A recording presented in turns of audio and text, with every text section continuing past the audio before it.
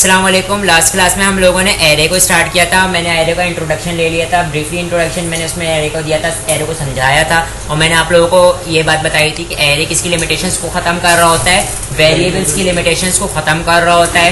और array composite data type है। Array क्या है, मेरे पास कलेक्शन है किसका, सिमिलर डेटा टाइप की वैल्यूज़ का।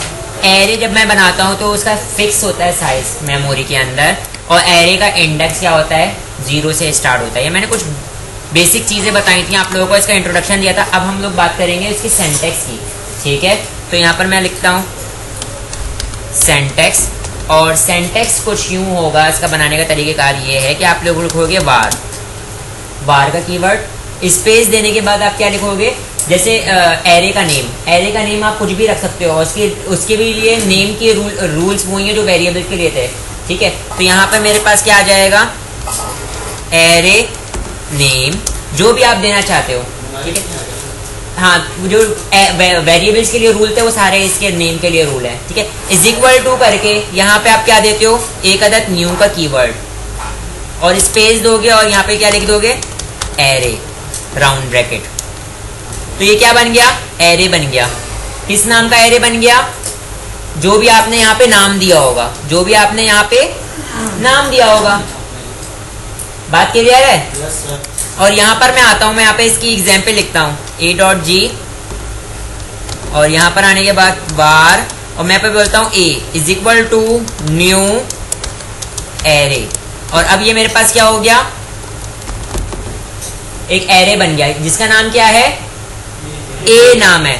अब मैंने इसके इंडेक्सेस पे कुछ स्टोर करवाना है, तो मैं कैसे स्टोर करवाऊंगा, a स्क्वायर ब्रैकेट, और यहाँ पे मैं क्या लिख देता हूँ, 0 इंडेक्स, और उसके ऊपर मैं क्या स्टोर करवा दे रहा हूँ, इज इक्वल टू करके मैंने अगर लिख दिया 12। इसका मतलब 12 की वैल्यू कहाँ जाके स्टोर हो जाएगी, 0 इंडेक्स पर, ठीक है।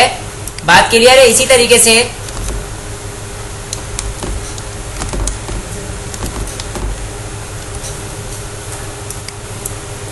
वन टू, और सारी वैल्यूज देखें कैसी है मेरे पास, न्यूमेरिक है, सही है। मैंने कितनी वैल्यूज स्टोर करवा दी, कितने इंडेक्सेस स्टोर करवा दिए, 3। इसका मतलब मेरे पास एरे का साइज कितना है अभी, 3, ठीक है। अच्छा, हर जगह पर आपके पास देखें, जावा स्क्रिप्ट में एरे बनाने का तरीक़ेकार अलग है, मैं जावा की बात करूं उसमें तरीक़ेकार अलग है, सी शार्प में तरीक़ेकार अलग है, सी लैंग्वेज में इसका तरीक़ेकार अलग है, ठीक है। यहाँ पे जो मैंने तरीक़ेकार बताया है ना, यहाँ पे आप लोगों ने ये जो सेंटेक्स लिखा है, इस सेंटेक्स में मेरे पास पहला सेंटेक्स है, दूसरा सेंटेक्स अभी बताऊंगा एरे बनाने का। इस सेंटेक्स में हम लोग यहाँ पे कहीं पे साइज लिखते नहीं है, यहाँ पे हम लोगों ने साइज डिफाइन करने की जरूरत नहीं पड़ती जावा स्क्रिप्ट में, ठीक है। जितनी वैल्यूज आप लोग असाइन करोगे ऑटोमेटिकली क्या कर लेगा, उस वैल्यूज के बिहाफ पर अपना साइज बना लेगा, ठीक है। लेकिन अगर मैं बात करूँ दूसरी लैंग्वेजेस में, तो वहाँ पे हम लोग बता देते हैं कि भाई तीन जो है इसके बॉक्सेस हो सकते हैं, 3 से ज़्यादा नहीं हो सकते, तो वो मेरे पास एरर आ जाएगा। 3 से ज़्यादा मैं इनिशलाइज करवाऊंगा, ठीक है। ये देखें, अगर मैं इसको तीसरा मैं करवाऊँ, चौथा करवाऊँ, तो मेरे पास क्या आ जाएगा, एरर आ जाएगा अगर मैंने इसके साइज ऊपर कहीं डिफाइन किया हुआ होगा। मैं दूसरी लैंग्वेज की बात कर रहा हूँ, ठीक है। लेकिन यहाँ पर क्या हो जाएगा, वैल्यूज की बिहाफ पर वो अपना साइज ऑटोमेटिकली क्या कर लेगा, पिक कर लेगा। अभी इसका साइज कितना होगा एरे का, देख के बताएं, 3 4 4 होगा, ठीक है। 0 1 2, और यहाँ पे मेरे पास क्या लिख देता हूँ, सॉरी 3, तो इसका कितना साइज है, 4 साइज है, ठीक है। और हमेशा कहाँ से स्टार्ट होगा, 0 से स्टार्ट होगा। ये मैं इसी को मैं क्या कर देता हूँ, बना के दिखा देता हूँ आपको, कहाँ पर ये किस तरीके का मेमोरी में साइज ले रहा होगा, कैसा नजर आ रहा होगा। ये कुछ इस तरीके से क्या होगा, 0 से लेके 3 तक का ये इसका क्या हो गया, इंडेक्सेस हो गए, और ये अपनी वैल्यू देखो, हर वैल्यू पे कुछ ना कुछ स्टोर कर लिया, 12 13 14 और 15, ठीक है। और उसका नाम क्या है, ए, सही। अब अगर मैंने इसको कहीं इस्तेमाल करना है तो मैं क्या कहूँगा, ए का कौन सा, ए का 2 इंडेक्स, ए का 2 इंडेक्स जो है वो मेरे पास एक्सेस हो जाए, तो इसका मतलब अब कौन सा एक्सेस हो जाएगा, 14 एक्सेस हो जाएगा। अगर ए का मैं 1 इंडेक्स करूंगा तो कौन एक्सेस होगा, 13, ठीक है। बात क्लियर है? अब मैं यहाँ पर आता हूँ और यहाँ पे मैं इसको परफॉर्म करके दिखा देता हूँ।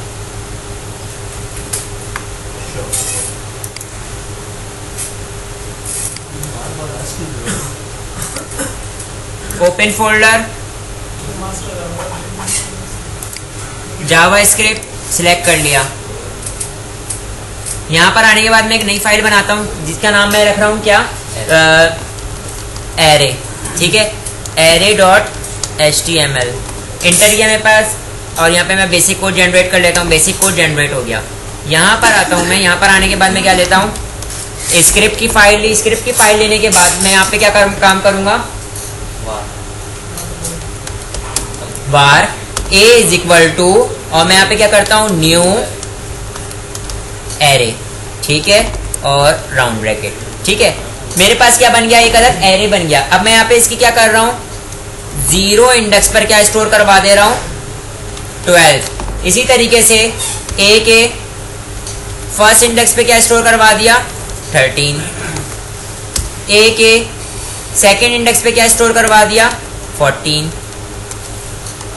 ए के थर्ड इंडेक्स पे क्या स्टोर करवा दिया,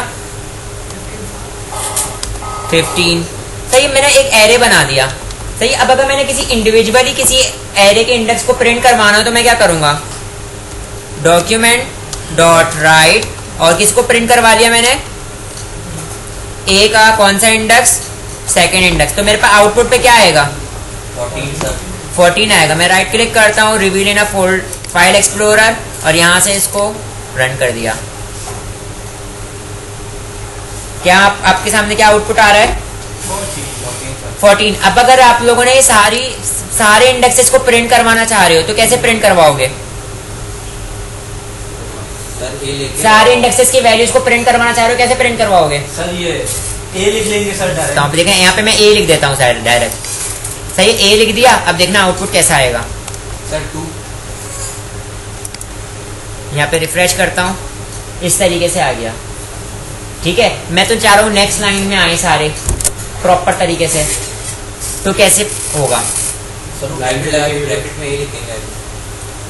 अगर सारे इंडेक्सेस को एक साथ प्रिंट करवाना है तो मैं क्या यूज करूंगा, लूप के थ्रू काम करवा सकता हूँ। मैंने आप लोगों को बताया था कि भाई देखिए होता है ये कि मैंने बहुत सारे मेरे पास प्रोडक्ट मौजूद हैं, मेरे डेटाबेस के अंदर मौजूद हैं।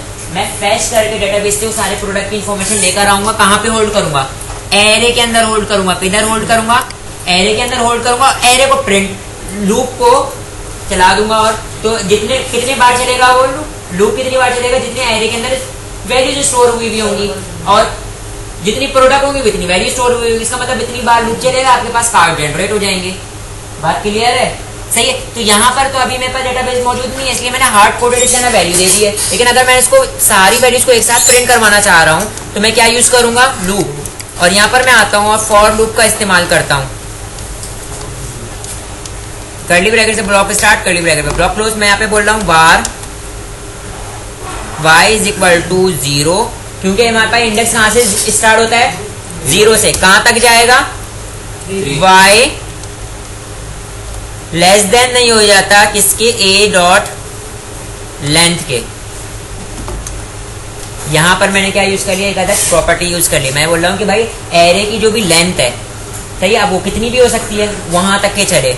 ठीक है, अगर एरे के अंदर 4 होगी तो इसकी लेंथ कितनी होगी, 4 होगी। अगर उसके अंदर 5 होगी तो इसके अंदर जितनी लेंथ है।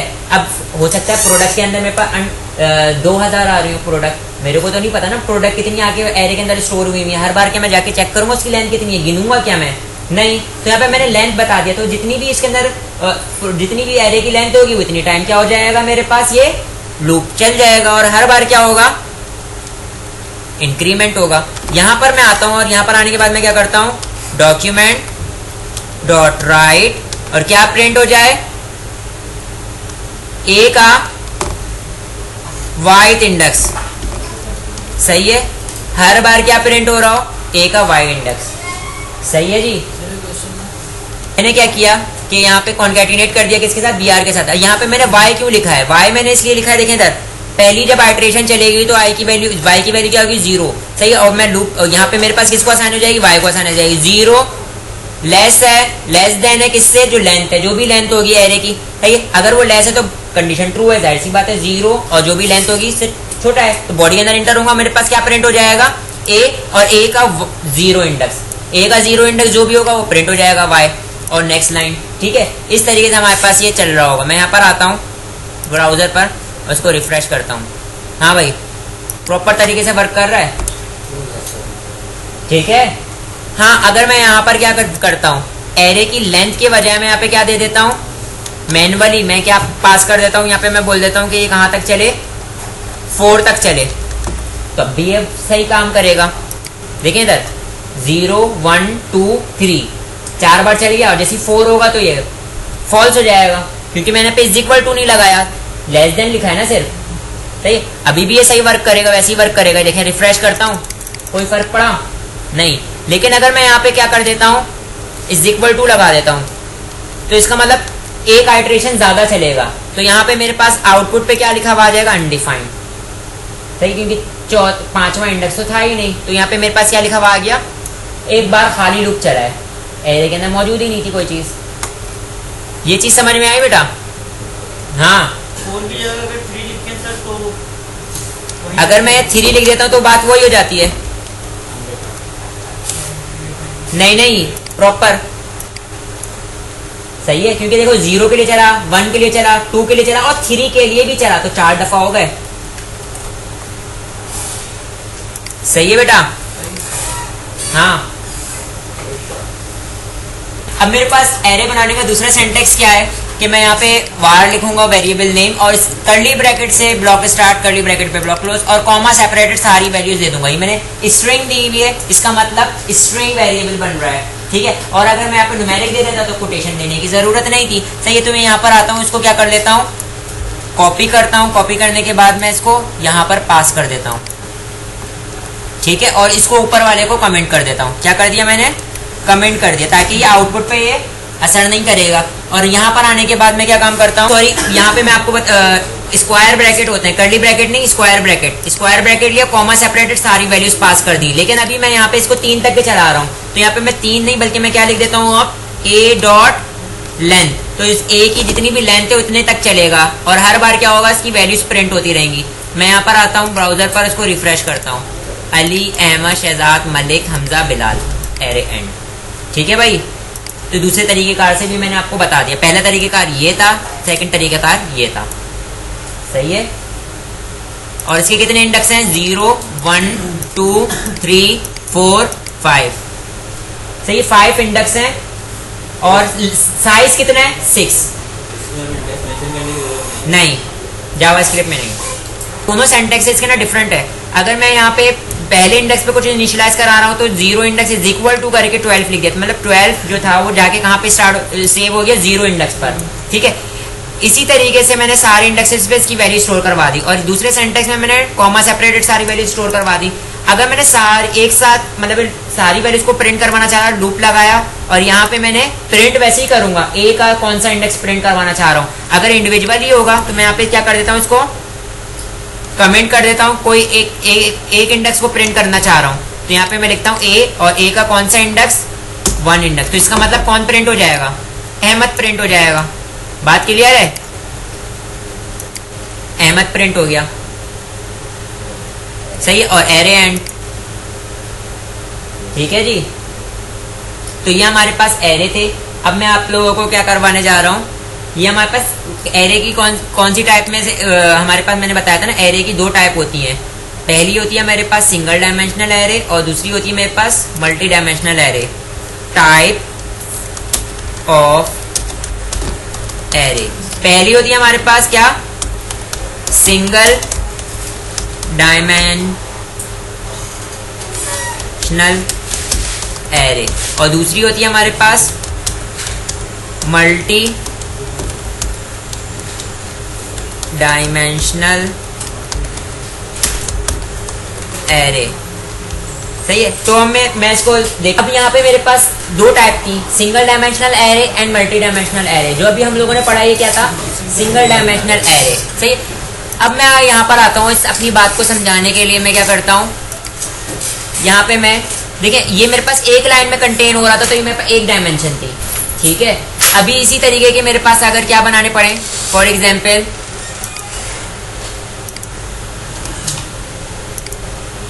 B C D। सही, तो मुझे अलग अलग वेरिएबल बनाने पड़े, अलग अलग सिंगल डायमेंशनल एरे बनाने पड़े। सही है। और अब अगर मैं इनके अंदर स्टोर करूंगा तो ये मेरे पास क्या हो गया, एक से ज़्यादा डायमेंशन है। ठीक है, होता ही है कि भाई देखें सिनेरियोज देखिए, मल्टी डायमेंशनल एरे कुछ भी नहीं है। मल्टी डायमेंशनल एरे हमारे पास ये हमने जो सिंगल डायमेंशनल वाली जो चीज़ें होती हैं ना उसको मैनेज करके रख लेते हैं बेसिकली। फॉर एग्जांपल मैं बोलता हूँ भाई हर स्टूडेंट का मैं एक मिसाल दे रहा हूँ, हर स्टूडेंट के 3-3 मार्क्स थे। मैं बोलता हूँ हर स्टूडेंट के 3-3 मार्क्स हैं। ठीक है, फॉर एग्जांपल आपके और मेरी क्लास में कितने स्टूडेंट हैं, 5 स्टूडेंट है, हर स्टूडेंट के 3-3 मार्क्स है। तो मैं अगर क्या करता हूँ यहाँ पे देखें इधर एक ही डायमेंशन में स्टोर करूंगा तो किस तरीके से, ये एक स्टूडेंट का हो गया, दूसरे, तीसरे, चौथे, पांचवे। ठीक है, मुझे इतने बड़ी वैल्यूज जो है यहाँ पे स्टोर करना पड़ेगी। मैं यहाँ पे क्या करता हूँ, यहाँ पे मैं रैंडम जो है वो वैल्यूज स्टोर हो जाती हैं। ठीक है, जरा मेरे पास मार्क्स नाम का एक सिंगल डायमेंशनल एरे था जिसमें मेरे पास एक ही लाइन कंज्यूम हो रही थी, पूरी की पूरी एक लाइन कंज्यूम हो रही थी। और मैंने 5 स्टूडेंट का 1, 2, 3, 4 और 5 स्टूडेंट का रिकॉर्ड मैंने एक ही लाइन में स्टोर कर दिया। हर स्टूडेंट के कितने कितने मार्क्स हैं, 3-3 मार्क्स हैं। देख रहे हैं इंडेक्स कहाँ से स्टार्ट हुए, 0 से स्टार्ट हुए 14 तक गिर गए। ठीक है, अब अगर मैंने यहाँ पे स्टोर तो करवा दिया, अब अगर मैंने फॉर एग्जांपल चौथे स्टूडेंट का मैंने कौन सा मार्क्स देखना है, सेकंड मार्क्स देखना है, तो मैंने यहाँ पे इंडेक्स को काउंट करना पड़ेगा 0, 1, 2, 3, 4, 5, 6, 7 और यहाँ पर आने के बाद मैंने 11वें इंडेक्स पे मैंने चीज़ उठा के लेकर आऊंगा। तो मेरे पास एक्सेस करना कितना मुश्किल है। ठीक है, एक्सेस करना कितना मुश्किल है। तो मैंने यहाँ पे काम क्या किया कि देखा हर मतलब हर बंदे की 3-3 वैल्यूज आ रही थी, तो मैंने उनको क्या कर लिया, एक अलग अलग से डायमेंशन में स्टोर कर लिया, हर किसी को इंडिविजुअली एरे में स्टोर कर लिया मैनेज करके। अब मुझे पता है भाई पहले स्टूडेंट का डाटा चाहिए तो मैं 0 के पास जाऊंगा, मुझे सारे स्टूडेंट का सारे नंबर से मेरे पास एक ही बार में मिल जाएंगे। चौथे स्टूडेंट का रिकॉर्ड चाहिए, मैं चौथे रो पर आऊंगा और सारे रिकॉर्ड मेरे पास अवेलेबल हो जाएंगे। ठीक है, तो बेसिकली हम लोगों ने क्या काम किया है कि अगर मेरे पास एक ही बंदे से ताल्लुक रखने वाली एक से ज्यादा वैल्यूज आ रही हैं तो हम उसको क्या कर लेते हैं, अलग अलग एरे में स्टोर कर लेते हैं। ठीक है, अलग अलग एरे में स्टोर कर लेते हैं और ये मेरे पास क्या कहलाता है, ये मेरे पास क्या कहलाता है, मल्टी डायमेंशनल एरे। ठीक है, अब अगर मैं इनको एक साथ पढ़ता हूँ तो ये बहुत सारी डायमेंशन मिलके मुझे एक डायमेंशन का पता दे रही है ना, वो क्या है मेरे पास मार्क्स। ठीक है, इसमें मेरे पास कितने रोज हैं, कितनी रोज हैं, यहाँ पे 5 रिकॉर्ड हैं 0 से लेके 4 तक के, और हर बंदे के कितने रिकॉर्ड हैं, 3 रिकॉर्ड हैं। सही है भाई, तो मेरे पास एक्सेस करना क्या हो गया, आसान हो गया। पर्टिकुलर चीज को एक्सेस करना आसान हो गया, मैंने मैनेज करके काम कर लिया। अगर मैंने सारी चीजें एक लाइन में एक्सेस कर रहा होता तो मेरे पास बहुत मुश्किल होता। समझ रहे ना बात, मैंने उसको मैनेज करके लिख लिया। तो मल्टी डायमेंशनल एरे में हम लोग यही करते हैं कि सिंगल डायमेंशनल वाली चीज को क्या कर लेते हैं, सिंगल डायमेंशनल एरे को मैनेज करके लिख लेते हैं, तो एक से ज्यादा डायमेंशन बन जाती है हमारे पास। अब देखो कितनी डायमेंशन बन रही है, ये देखो इधर 1, 2, 3, 4, 5 डायमेंशन बन रहे हैं। ठीक है भाई, एक से ज्यादा डायमेंशन बन गई। सिंगल डायमेंशन को हमने मैनेज करके लिख लिया ताकि हम लोग उसको इजीली एक्सेस कर पाए। ठीक है, सही। अगर आप लोगों ने देखना है कि मल्टी डायमेंशन एरे में टोटल कितनी वैल्यूज स्टोर हो सकती हैं, हर कितने इंडेक्स बन सकते हैं, तो यहाँ पे मैं क्या करूंगा, रॉ मल्टीप्लाई बाय कॉलम। ठीक है, और यहाँ पर आके मैं क्या करता हूँ, रॉस कितनी है मेरे पास, रॉस कितनी है 5 मल्टीप्लाई बाय 3। सही है, तो कितनी बनेंगी मेरे पास 15। जरा गिन लो, 1, 2, 3, 4, 5, 6, 7, 8, 9, 10, 11, 12। ठीक है, अब देखें इधर, क्योंकि मैं इनको बोल रहा हूँ ये एक ही एरे है, ये मैं क्या कर रहा हूँ, इसको एक ही एरे के तौर पे कंसीडर कर रहा हूँ मार्क्स। ठीक है, तो इसका मतलब ये जो होगा, इसके अगर पहली वैल्यू को एक्सेस करना होगा तो ये क्या कहलाएगा, 0 रॉ और 0 कॉलम, 0 रॉ और 0 कॉलम। सही है, और ये इसके एक्सेस करना होगा तो 0 रॉ और फर्स्ट कॉलम। अगर मैंने इसको एक्सेस करना होगा तो 0 रॉ और सेकंड कॉलम। इसी तरीके से अगर मैंने इसको एक्सेस करना, अगर मैं देखें इसको एक्सेस करना तो क्या होगा, आखिरी वाले को 4 रॉ और सेकंड कॉलम। ठीक है, तो एक्सेस करना चीजों को आसान हो गया। ठीक है, मल्टी डायमेंशनल में। अब इसको परफॉर्म कैसे किया जाएगा, ये चीज समझ में मैं क्या करता हूँ, इसका सेंटेक्स लिखता हूँ। सेंटेक्स कुछ यूं हो जाएगा इसका कि मैं पहला सेंटेक्स लिखता हूँ वार, और मैं बोलता हूँ a is equal to new. देखिएगा पहला सेंटेक्स क्या है, मेरे पास पहला सिंटैक्स है, मैं एक वेरिएबल बनाया और मैंने स्क्वायर ब्रैकेट से body start block start square bracket पे ब्लॉक क्लोज, पहली रो, सेकंड रो और थर्ड रो। इसका मतलब पहली डायमेंशन, दूसरी डायमेंशन और तीसरी डायमेंशन। अगर आप लोगों ने ये देखना है कि इसके अंदर कितनी वैल्यूज आ सकती हैं, कितने इंडेक्सेस हैं, तो रो कितनी है 3 और कॉलम कितना है 3, तो 3 मल्टीप्लाई बाय 3 9। अगर आप गिने तो 1 2 3 4 5 6 7 8 9। सही है भाई? ठीक है, मैं यहाँ पर आता हूँ। यहाँ पर आने के बाद मैं क्या काम करता हूँ,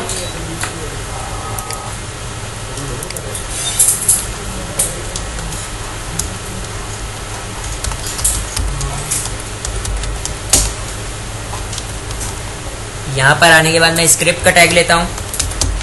स्क्रिप्ट के टैग में मैं क्या करता हूँ, variable a is equal to square bracket terminator. और यहाँ पर आने के बाद मैं क्या करूँगा, स्क्वायर ब्रैकेट, और मैं यहाँ पे क्या करता हूँ 11 12 और 13। ठीक है, फिर उसके बाद मैंने क्या किया,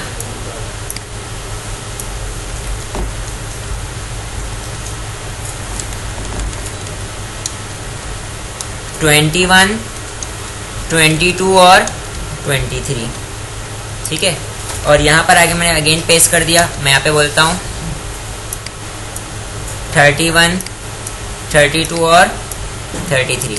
सही, तो इसका मतलब है मेरे पास कितनी रोज और कितने कॉलम है, तो रोज मल्टीप्लाई बाय कॉलम। तो रो कितनी है मेरे पास 0 1 और 2, और कॉलम कितने हैं 1 0 1 और 2, मतलब 3 रोज और 3 कॉलम है। तो रो मल्टीप्लाई बाय कॉलम, कितने इंडेक्सेस बने मेरे पास 9। ठीक है, अब अगर मैंने यहाँ पे 33 को प्रिंट करवाना है, 33 को प्रिंट करवाना है, तो मैं कैसे प्रिंट करवाऊंगा, डॉक्यूमेंट डॉट राइट, और मैं यहाँ पे क्या लिख देता हूँ, ए का कौन सी रो कौन सा कॉलम, डबल स्क्वायर ब्रैकेट। तो रो कॉलम कौन सा प्रिंट करवा, रो कौन सी प्रिंट करवाना चाह रहा हूं मैं, 0 1 2, 2 रो का कौन सा कॉलम 33 वाला, तो इसका मतलब 2 कॉलम। तो मेरे पास आउटपुट पे क्या आ जाएगा 33।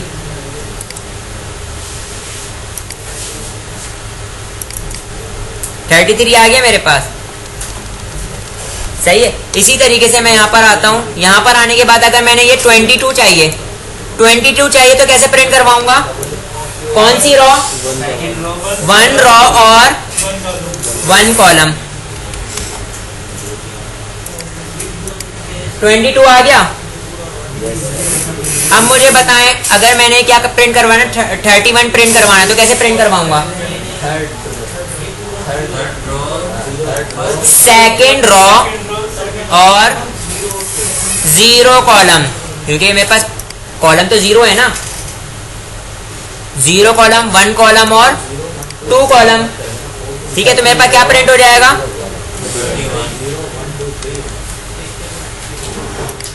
31 प्रिंट हो गया। अच्छा, मैं इसको एक्सेल पे बता देता हूँ आपको, ये कुछ इस तरीके से बिहेव करेगा, 0 0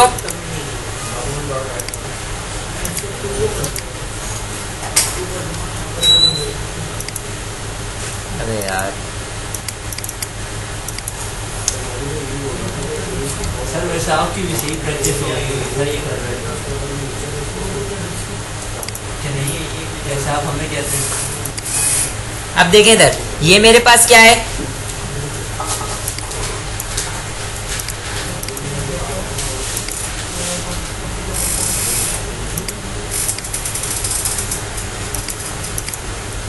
देखें 0 रो, देखो 0 रो और 0 कॉलम, 0 रो और 1 कॉलम, 0 रो और सेकंड कॉलम।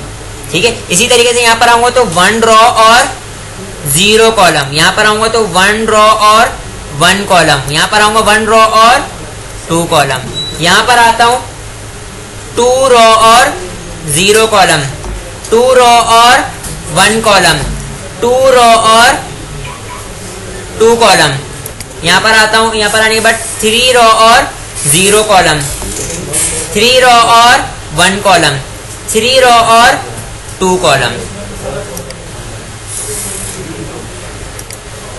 ये चीज समझ में आई बेटा? अब अगर मैंने सारी वैल्यूज को एक साथ प्रिंट करवाना है, अगर मैंने सारी वैल्यूज को एक साथ प्रिंट करवाना है तो यहाँ पे लूप यूज करेंगे, लेकिन यहाँ पर मेरे पास 2 लूप लगेंगे। क्यों? क्योंकि मेरे पास अगर मैं पहले वाला सिनेरियो था तो मेरे पास सारी ये सारी वैल्यूज को एक साथ प्रिंट करवाना था, तो एक लूप चला और सारी वैल्यूज को प्रिंट करवा दिया। लेकिन मैं यहाँ पर क्या करना चाह रहा हूँ, मैं यहाँ पे रॉ में भी चलना चाह रहा हूँ और कॉलम में भी चलना चाह रहा हूँ, तो 2 लूप लगेंगे। एक लूप लगेगा मेरे पास रॉ के लिए और एक लूप लगेगा मेरे पास कॉलम के लिए। ठीक है, तो यहाँ पे हम लोग 2 लूप देखेंगे, नेस्टेड लूप, एक लूप के अंदर एक लूप जो मौजूद होता है वो वाला लूप परफॉर्म करेंगे, फिर मैं ये सारी वैल्यूज को प्रिंट करवा सकता हूँ एक साथ। ठीक है, अच्छा 2 लूप तो लगेंगे, लेकिन कौन सा? एक लूप आउटर लूप कहलाता है और एक लूप कहलाता है इनर लूप। बाहर वाला लूप कौन सा होगा, अंदर वाला लूप कौन सा होगा, इसका जवाब कौन दे सकता है? यहाँ पे मेरे पास कौन सा लूप बाहर का होगा, कौन सा लूप अंदर का होगा, ये मैं बताता हूँ। देखें दर, जब मैं इस रॉ पर आता हूँ, यहाँ से स्टार्ट करता हूँ, तो मैंने जब तक कि मैं अगली रॉ पे नहीं जा सकता, जब तक कि इसके सारे कॉलम जो हैं वो कंप्लीट नहीं हो जाते। इसी तरीके से जब मैं 1 पर आऊँगा तो मैं इस पे सारे कॉलम्स पे उस वक्त तक नहीं जाता, सेकंड पे उस वक्त तक नहीं जा सकता जब तक कि इसके सारे कॉलम कंप्लीट ना हो जाए। इसका मतलब हर रॉ पर मुझे रुकना पड़ रहा है जब तक कि उसके सारे कॉलम कंप्लीट ना हो जाए। इसका मतलब मेरे पास जो आउटर लूप होगा वो कौन सा होगा, बाहर वाला लूप जो होगा वो रॉ के लिए चलेगा, और जो अंदर वाला लूप है वो किसके लिए चलेगा, कॉलम के लिए।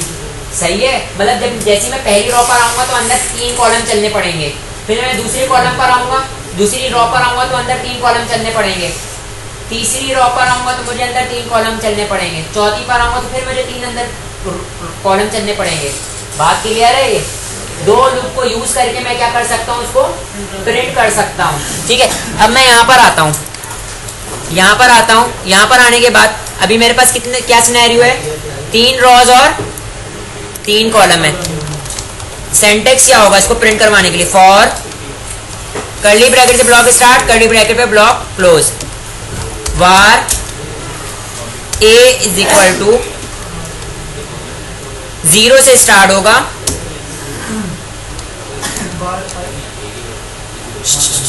कितनी रोज है यहाँ पे, 1 2 3, तो यहाँ पे मैं क्या लिख दूं, 3 लिख देता हूं। अगर इज इक्वल टू लगा दूंगा तो एक एक्स्ट्रा रॉ चलेगी, लेकिन मैंने 3 लिखा लगाया, इसका मतलब 0 1 2 चलेगी। ठीक है, और हर बार क्या होगा, आई में प्लस प्लस। ये मेरे पास किसकी रॉ हो गई, ये रॉ के लिए चलेगा। ठीक है, और एक अंदर लूप लेता हूं मैं यहाँ पर, for round bracket curly bracket से ब्लॉक स्टार्ट, कर्ली ब्रैकेट पे ब्लॉक क्लोज।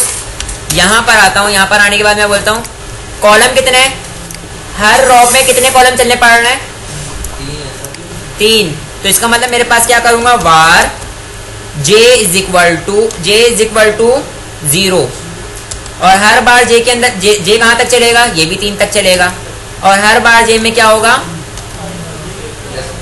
Plus plus. ठीक है, यहाँ पर आता हूँ, यहाँ पर आने के बाद मैं क्या कर रहा हूँ, डॉक्यूमेंट डॉट राइट,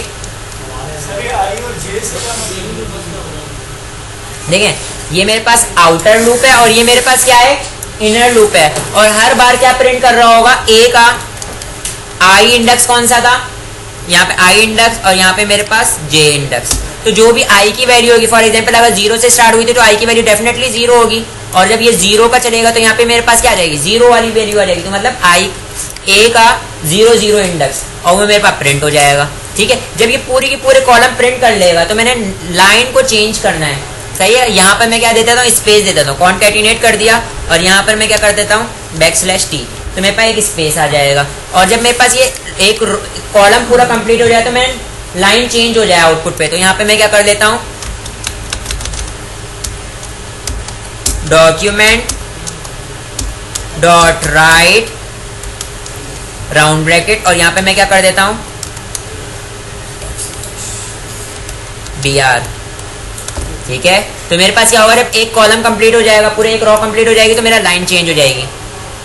सही है, ये मैंने एक क्या लिखा है, ये मैंने एक सेंटेक्स लिखा है, एक आउटर लूप है और एक इनर लूप है, किसको प्रिंट करने के लिए, मल्टी डायमेंशनल एरे को प्रिंट करने के लिए। मैं इसको कॉपी करता हूँ यहाँ से, और यहाँ पे लाने के बाद मैं यहाँ पे इसको पेस्ट कर देता हूँ। सेव किया,